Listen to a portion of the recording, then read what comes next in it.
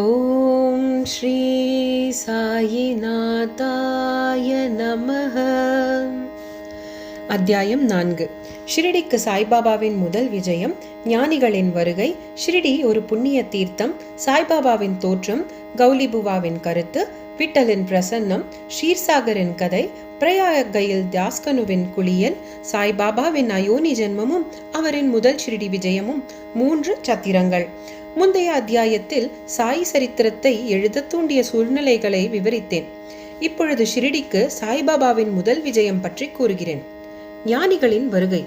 கீதையில் கண்ணபிரான் கூறுகிறார், தர்மம் அழிந்து அதர்மம் தலையெடுக்கும் போதெல்லாம் என்னை நானே அவதரித்துக் கொள்கின்றேன்.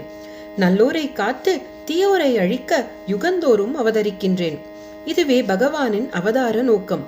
பகவானின் சார்பாக ரிஷிகளும் ஞானிகளும் இப்பூவுலகில் தக்க தருணத்தில் தோன்றி அவதார நோக்கம் நிறைவேறும் முகமாக தமக்கே உரித்தான முறையில் உதவி செய்கின்றார்கள். உதாரணமாக, இருமுறை பிறப்பவர், அதாவது பிராமணர்கள், சத்திரியர்கள், வைஷ்யர்கள் தங்கள் கடமைகளை புறக்கணிக்கும் பொழுதும், மேற்குலத்தவரின் உரிமைகளை தவறான முறையில் பறிக்க சூத்திரர்கள் முயலும் போதும், ஆன்ம ஞான போதகர்கள் மதிக்கப்படாமல் அவமதிக்கப்படும் போதும், தன்னைத்தான் மெத்தப்படித்தவன் என்று எண்ணும் பொழுதும், தடுக்கப்பட்ட அகராதிகளையும் போதை தரும் குடிப்பொருளையும் ஜனங்கள் உட்கொள்ளும் பொழுதும், மதமெனும் பூர்வையில் மக்கள் தகாத காரியங்கள் செய்யும் பொழுதும், பல்வேறு இனத்து மக்கள் தங்களுக்குள் சண்டையிட்டுக் கொள்ளும் பொழுதும், மறையவர் சந்தியாவதனம் மற்றும் தங்கள் மத பழக்க வழக்கங்களை செய்ய தவறும் பொழுதும், யோகிகள் தியானத்தை புறக்கணிக்கும் பொழுதும், மனைவி மற்றும் மக்கட்செல்வமே தங்கள் கருத்துக்குரிய ஒன்றே ஒன்று என்று மக்கள் கருத தலைப்பட்டு முக்தி எனும் உண்மை நெறியினின்று வழிதவறிப் போகும் பொழுதும் ஞானிகள் தோன்றவே செய்கின்றார்கள். தங்கள் முடி செயல் வழிகளால் காரியங்களை நெறிப்படுத்துகிறார்கள். அவர்கள் கலங்கரை விளக்கையொப்ப சேவை செய்து நமக்கு மெய்நெறியை காண்பிக்கிறார்கள். இவ்வாறாக பல ஞானிகள் நிவ்ருத்தி, ஞான்தேவ், முக்தாபாய், நாம்தேவ், கோரா, கோனாயி, ஏக்நாத், துகாராம், நரஹரி, நர்சிபாயி, சஜன் காசாயி, சவதா, ராம்தாஸ் மற்றும் பலர் பற்பல காலங்களில் மக்களுக்கு மெய்நெறியை காண்பிக்க தோன்றவே செய்தனர். இவ்வகையில் இறுதியாக ஷிரடி சாய்பாபாவும் விஜயம் செய்தார். ஷிரடி ஒரு புண்ணிய தீர்த்தம். அஹ்மத் நகர் ஜில்லாவில் உள்ள கோதாவரி ஆற்றங்கரை மிகவும் அதிர்ஷ்டம் படைத்ததாகும். ஏனெனில் அது அநேக ஞானிகளை இன்றும் புரந்தும் அடைக்கலம் கொடுத்தும் இருக்கிறது. அவர்களுள் முக்கியமானவர் ஞானேஸ்வர். ஷிரடியும் அஹமத் நகர் ஜில்லாவில் உள்ள கோபர்கான் தாலுகாவில் தான் இருக்கின்றது. கோபர்காவின் உள்ள கோதாவரி ஆற்றை கடந்தவுடன் நீங்கள் ஷிரடிக்குள்ள வழியை அடைகிறீர்கள். 9 மைல்கள் சென்றதும் நிம்காவன் அடைகிறீர்கள். அவ்விடத்தினின்று ஷிரடி தெரிகிறது. கிருஷ்ணா ஆற்றங்கரையில் உள்ள கனகாப்பூர், நரசிம்ஹவாடி, ஔதும்பர் போன்ற மற்ற புனித கஷேத்திரங்களை போன்றும் ஷிரடி அறிமுகமானதும் புகழ்பெற்றதும் ஆகும். தாமாஜி செழித்து விளங்கியதும் ஆசீர்வதித்துமான பண்டரிபுரத்திற்கு அருகில் உள்ள மங்கள்வேடாவை போன்றும், சமர்த்த ராம்தாஸ் சஜ்ஜன் கட்டில் விளங்கியதை போன்றும், நரசிம்ம சரஸ்வதி நரோபாஷ்வாடியில் விளங்கியதை போன்றும், சாய்நாத் ஷிரடியில் செழித்து விளங்கி அத்தை வாழ்த்தினார். சாய்பாபாவின் சத்வகுண ரூபம். சாய்பாபாவினால் ஷிரடி முக்கியத்துவம் பெற்றது. சாய்பாபா எத்தகைய பண்புள்ளவர் என்பதை காண்போம். கடப்பதற்கு மிகவும் கடினமான இக வாழ்க்கை அவர் வென்றார். சாந்தி அல்லது மன அமைதியே அவரின் அணிகலன், விவேகத்தின் பெட்டகம். அவர் வைணவ அடியார்களின் தாயகமாவார்.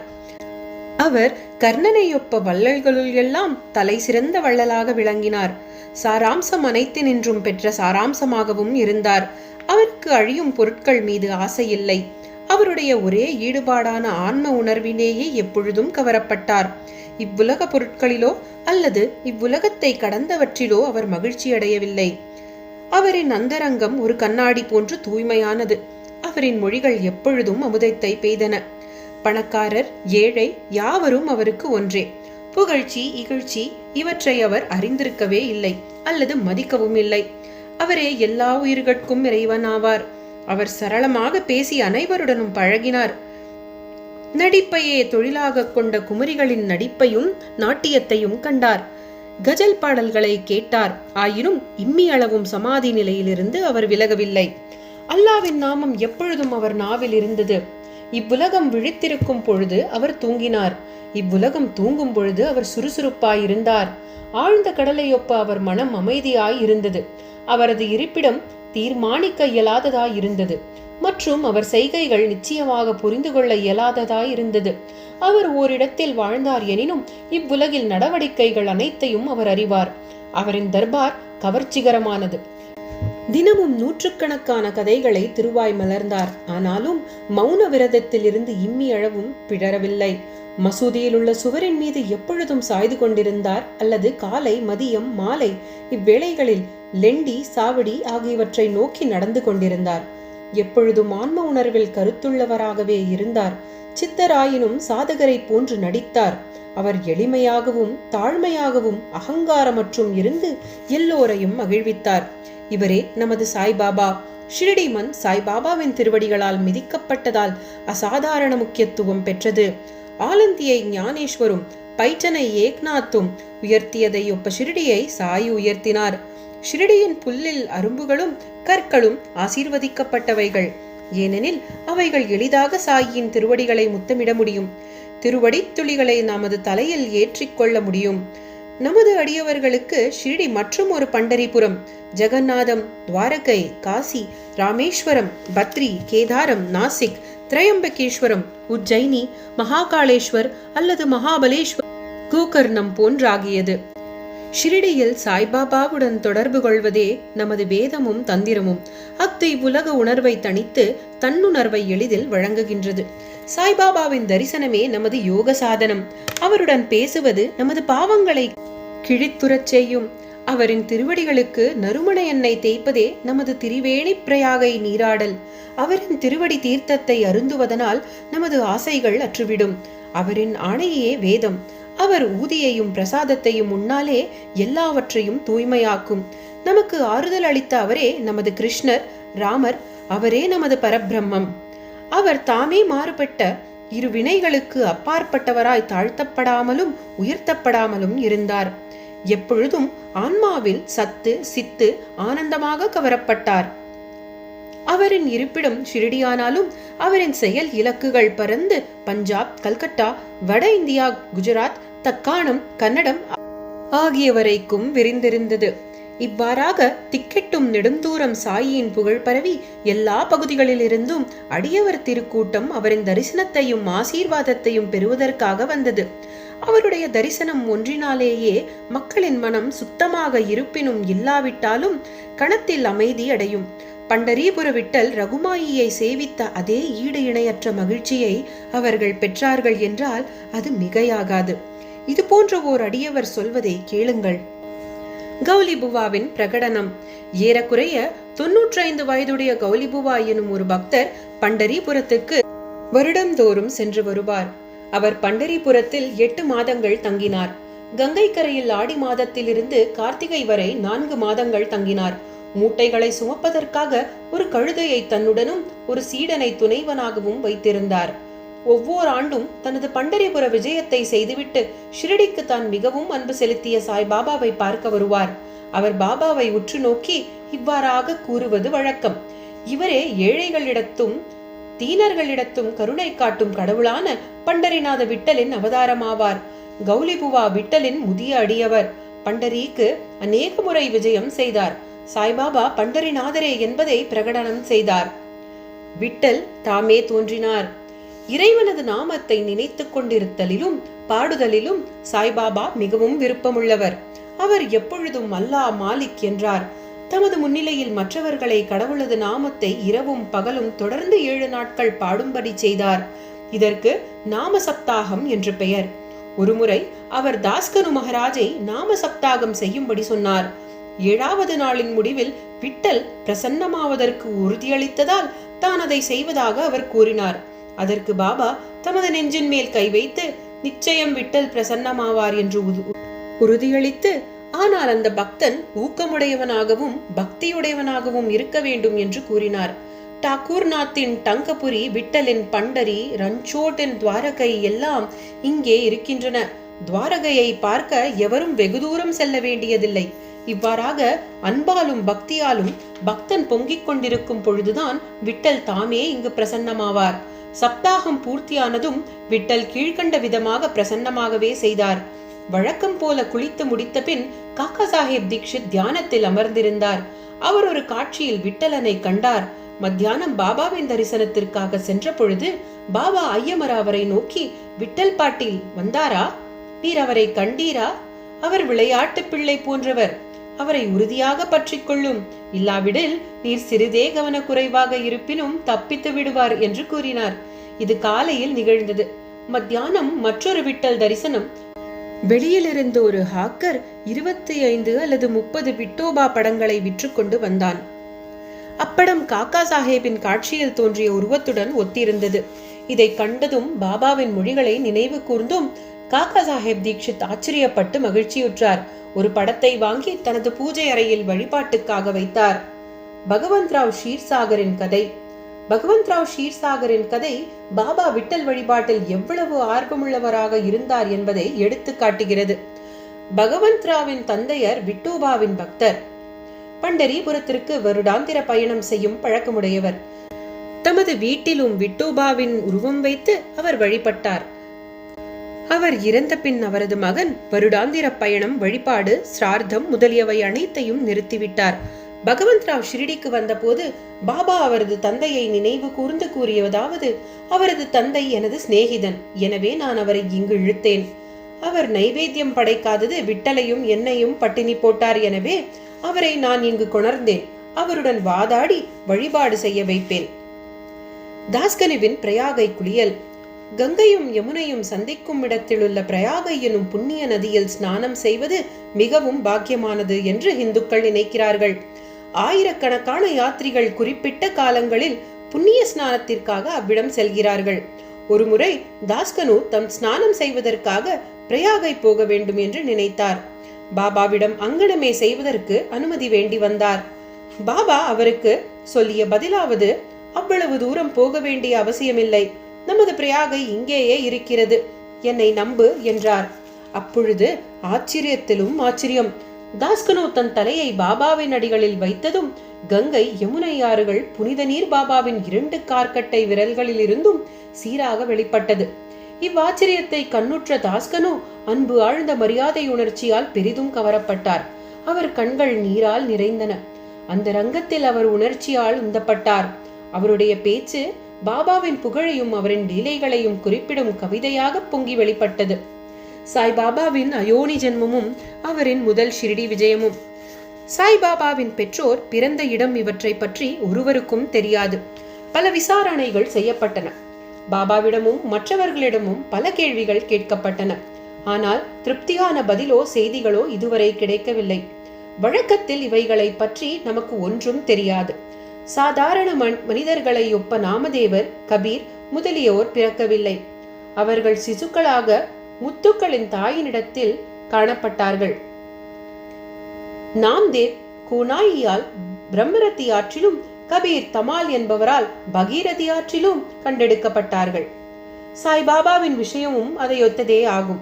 பக்தர்களுக்காக ஒரு வேப்ப மரத்தடியில் 16 வயது இளைஞனாக தாமே முதலில் தோன்றினார். அப்போதே பிரம்ம ஞானத்தால் நிரம்பியவராக காணப்பட்டார். கனவிலும் இவ்வுலக பொருட்களின் ஆசை அவர்களுக்கு இல்லை. மாயையை அவர் உதைத்து தள்ளினார். முக்தி அவர் தம் காலடியில் பணி செய்தது. ஷிரடியை சேர்ந்தவரும் நானா சோப்தாரின் தாயாருமாகிய ஒரு பாட்டி அவரை கீழ்கண்ட விதமாக வர்ணிக்கிறார். அழகும் சுறுசுறுப்பும் மிகுந்த சுந்தரமும் உடைய இவ்விளைஞன் முதலில் வேப்ப மரத்தின் அடியில் ஆசனத்தில் அமர்ந்திருந்தவாறு காணப்பட்டான். அக்கிராமத்து மக்கள் இத்தகைய இளம் வயது உடையவன் வேப்பத்தையோ குளிரையோ பொருட்படுத்தாது அத்தகைய கடின பயிற்சி பழகுவதை கண்ணுற்று ஆச்சரியத்தில் தாக்கப்பட்டனர். பகலில் ஒருவருடனும் பழகுவதில்லை, இரவில் ஒருவருக்கும் அஞ்சுவதில்லை. இவ்விளைஞன் எங்கிருந்து வந்தான் என்று மக்கள் ஆச்சரியப்பட்டு கேட்டுக்கொண்டனர். ஒரு சாதாரண கவனிப்பே அவன் மீது எல்லோரும் அன்பு கொள்ளும் அளவிற்கு அவனுடைய உருவாம்சங்களெல்லாம் அத்தகைய சுந்தரம் பொருந்தியதாக இருந்தது. அவன் ஒருவர் வீட்டிற்கும் செல்வதில்லை. எப்பொழுதும் வேப்ப மரத்தடியிலேயே உட்கார்ந்திருந்தான். வெளித்தோற்றத்திற்கு இளைஞனாக காணப்பட்டான். ஆயினும் அவன் செய்கைகள் உண்மையிலேயே அவன் ஒரு பரமாத்மா என்பதை வெளியிட்டன. அவன் வேண்டுதல் வேண்டாமையின் பருப்பொருளாகவும் அனைவருக்கும் ஓர் மர்மமாகவும் இருந்தான். ஒரு நாள் கண்டோபா கடவுள் ஒரு அடியவனிடம் சாமி பிடித்தது. ஜனங்கள் அவரை, தெய்வமே, இவ்விளைஞனின் தந்தை யார், அவன் எப்பொழுது வந்தான் என்பதை நீர் தயவு செய்து விசாரியும் என கேட்க துவங்கினர். கண்டோபா அவர்களை ஒரு மண்வெட்டி கொணரச் சொல்லி ஒரு குறிப்பிட்ட இடத்தை தோண்டச் சொன்னார். அங்கனமே தோண்டப்பட்ட போது செங்கற்கள் காணப்பட்டன. அதற்கடையில் சமதளக்கல் ஒன்றும் இருந்தது. இந்த கல் அப்புறப்படுத்தப்பட்ட போதும் ஒரு நிலக்கதவு தெரிந்தது. அதில் 4 சமை எரிந்து கொண்டிருந்தன. அது ஒரு நிலைவரைக்கு அழைத்துச் சென்றது.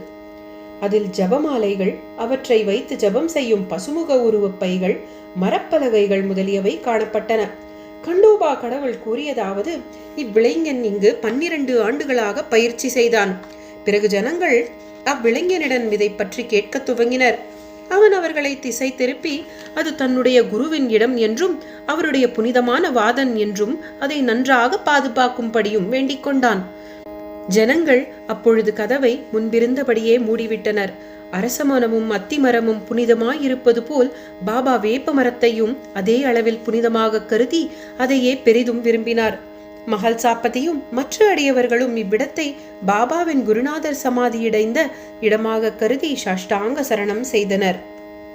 3 வாதாக்கள்.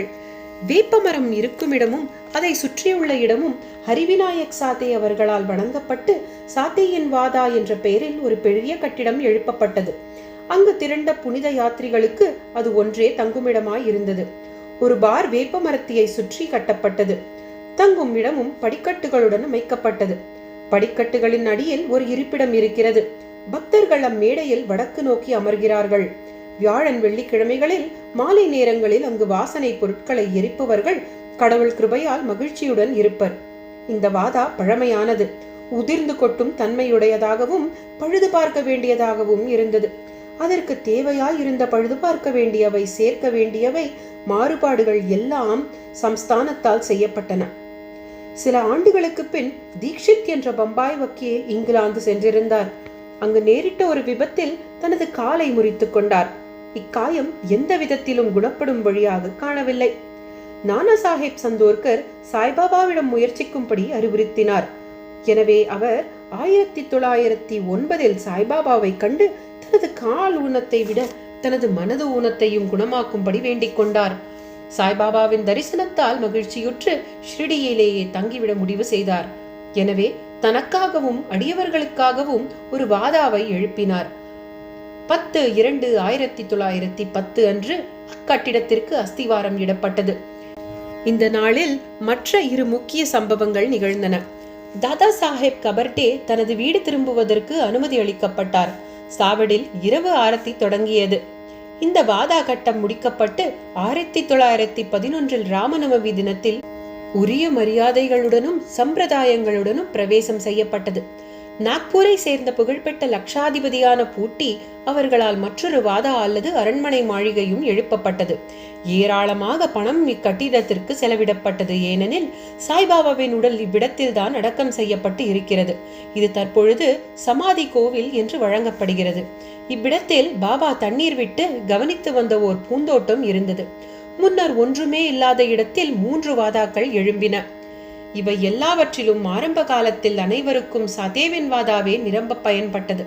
வாமந்தாத்யாவின் உதவியுடன் சாய்பாபா கவனித்த தோட்டத்தின் கதை, சாய்பாபா ஷிரடியில் தற்காலிகமாக இல்லாதிருந்தது, சாந்த் பாட்டிலின் கல்யாண ஊர்வலத்துடன் மீண்டும் வருகை, தேவிதாஸ், ஜானகிதாஸ், கங்காகீர் இவர்களின் பழக்கம், முஹிதீன் கம்போலியுடன் பாபாவின் மல்யுத்த போட்டி, மசூதியில் இருப்பிடம், டூங்லே மற்ற அடியவர்களின் அன்பு, மற்ற பிற விஷயங்கள் அடுத்த அத்தியாயத்தில் விவரிக்கப்படும். ஸ்ரீ சாயியை பணிக. அனைவருக்கும் சாந்தி நிலவட்டும்.